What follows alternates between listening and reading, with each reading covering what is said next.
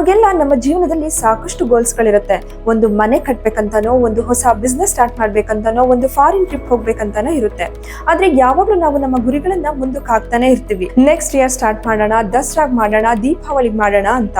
ನಾವ್ ಯಾಕೆ ನಮ್ಮ ಗುರಿಗಳನ್ನ ಮುಂದಕ್ಕೆ ಹಾಕ್ತಿವಿ ಗೊತ್ತಾ? ನಮಗೆ ನಮ್ಮ ಗುರಿಗಳ ಬಗ್ಗೆ ಕ್ಲಾರಿಟಿ ಇರೋದಿಲ್ಲ. ಅದನ್ನ ಹೇಗ್ ಮಾಡ್ಬೇಕು, ಏನ್ ಮಾಡ್ಬೇಕು ಅನ್ನೋದೇ ಗೊತ್ತಿರೋದಿಲ್ಲ. ಇನ್ನೊಂದು ಭಯ, ಜನ ಏನಂತಾರೋ ಅನ್ನೋ ಭಯ, ಇದ್ರ ರಿಸಲ್ಟ್ ಏನಾಗುತ್ತೋ ಅನ್ನೋ ಭಯ, ನಾನೇನಾದ್ರೂ ಫೇಲ್ಯೂರ್ ಆಗ್ಬಿಟ್ರೆ ಅನ್ನೋ ಭಯ. ಮತ್ತೊಂದು ನಮ್ಗೆ ಕಾನ್ಫಿಡೆನ್ಸ್ ಇಲ್ದೇ ಇರ್ತಕ್ಕಂಥದ್ದು. ಇದು ನನ್ನಿಂದ ಸಾಧ್ಯನಾ? ಎಷ್ಟೊಂದು ಜನ ಈ ಬಿಸ್ನೆಸ್ ಮಾಡಿ ಲಾಸ್ ಮಾಡ್ಕೊಂಡಿದ್ದಾರೆ, ನನ್ ಕೈಲಿದು ಆಗುತ್ತಾ ಅಂತ. ಹಾಗೆ ಮೇ ಬಿ ನನ್ನ ಟೈಮ್ ಸರಿ ಇಲ್ವೇನೋ, ನನ್ಗಿನ್ನೂ ಟೈಮ್ ಬಂದಿಲ್ವೇನೋ ಅಂತ ನಮಗ್ ನಾವೇ ಅನ್ಕೋತಾ ಇರ್ತೀವಿ. ಕೊನೆಯದಾಗಿ ಸೋಮಾರಿತನ. ನಾವ್ ಯಾವಾಗ್ಲೂ ಒಂದು ಕಂಫರ್ಟ್ ಝೋನ್ ಅಲ್ಲಿ ಬದುಕ್ತಾ ಇರ್ತೀವಿ. ಅದರಿಂದ ಹೊರಗೆ ಬಂದು ರೆಸ್ಪಾನ್ಸಿಬಿಲಿಟೀಸ್ ನ ತಗೊಳ್ಳೋದಕ್ಕೆ ನಾವು ರೆಡಿ ಇರೋದಿಲ್ಲ. ನಮ್ಮಲ್ಲಿ ಸಾಕಷ್ಟು ಜನಗಳ ಕನಸು ಕನಸುಗಳಾಗಿ ಉಳಿದಿದೆ. ಅದಕ್ಕೆ ಕಾರಣ ಅವರು ಪ್ರಯತ್ನ ಪಟ್ಟು ವಿಫಲರಾಗಿಲ್ಲ, ಕೇವಲ ಮುಂದೂಡುವಿಕೆಯಿಂದ ವಿಫಲರಾಗಿರ್ತಾರೆ.